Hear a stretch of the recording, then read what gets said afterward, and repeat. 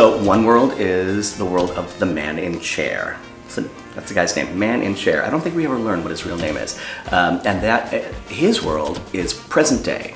So we are in his apartment. So he's there with about 300 of his closest friends, also known as the audience.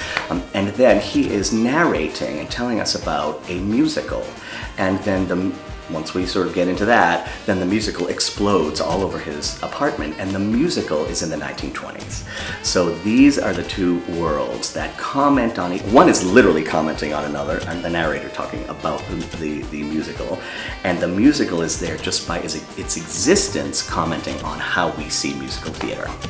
So you really have to come into the process just organized as you can possibly be.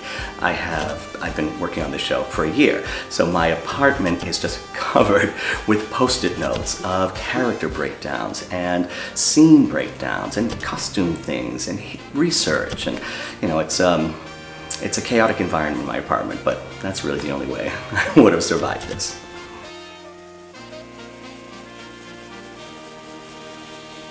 That was so much fun, and that's a really big part of why the Drowsy Chaperone is so appealing to people. I think they love taking a look back at vintage musical theater. And in the 20s, it was really, we were in the vaudeville era. It was a time of comedy acts and big dance numbers and specialty scenes and folks who would travel around from show to show doing the same kind of act.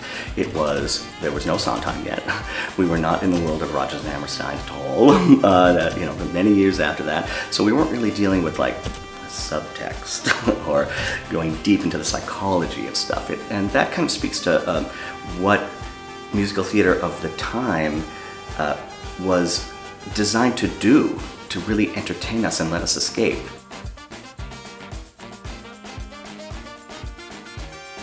As a director, I'm in pursuit of the same things no matter what the show is. Heart, a compelling story, entertainment, dazzle, sparkle, a lot to look at, a lot to feel.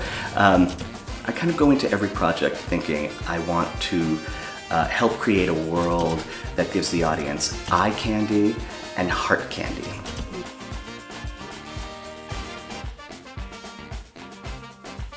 Everything and everyone in it. We have the most spectacular cast. It is, for a director, it is an embarrassment of riches, the group that we have been able to assemble for this. And our amazing actors come into the process and bring all their creativity. It's been so collaborative. And that's true on the production side too. Amazing designers who've given the audience great stuff to look at, great production folks in management to have it all run super smoothly. It's just a blessing to have been able to do this with everybody. And I think the audience feels every part of it, even the unseen work. The idea of being in a room full of your friends, some of whom you don't know, but they're there for the same reasons, to escape. There is a real case to be made for giving yourself the permission to escape into something really joyful, and you deserve that. And that is literally what the Drowsy Chaperone is about.